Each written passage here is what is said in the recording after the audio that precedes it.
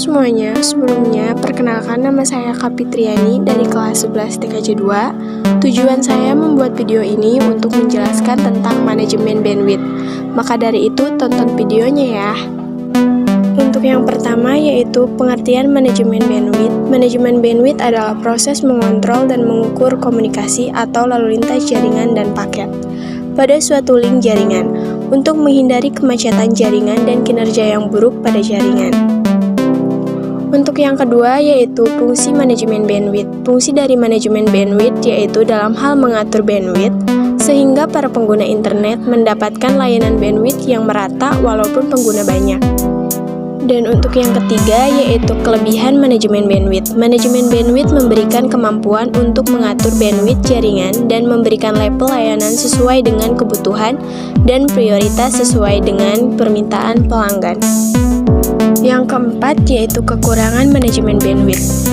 Konsep bandwidth tentu saja mempunyai kelemahan. Bandwidth tidak dapat menghitung berdasarkan kondisi jaringan yang sebenarnya, karena bandwidth hanyalah lebar jalur yang tersedia untuk mengalirkan data dalam suatu waktu atau BPS.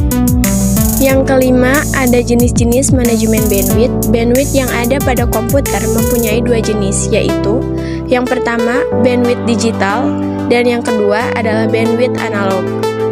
Yang selanjutnya yaitu cara kerja manajemen bandwidth. Cara kerjanya mengatur aliran bandwidth ke setiap PC berdasarkan jumlah workstation di perusahaan. Hal tersebut bertujuan agar sumber daya internet yang tersalurkan dapat berjalan secara profesional sesuai kebutuhan. Yang ketujuh yaitu faktor yang mempengaruhi manajemen bandwidth.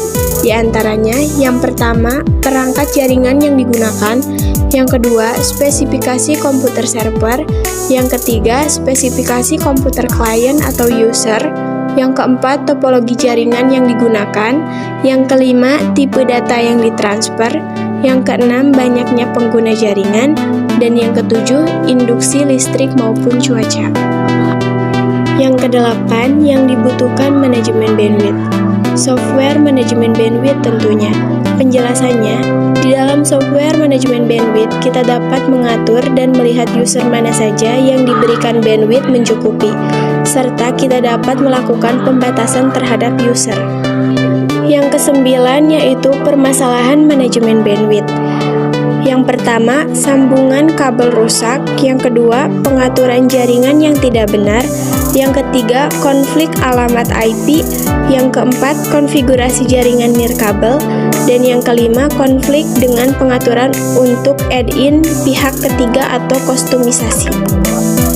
Yang selanjutnya yaitu solusi perbaikan permasalahan manajemen bandwidth.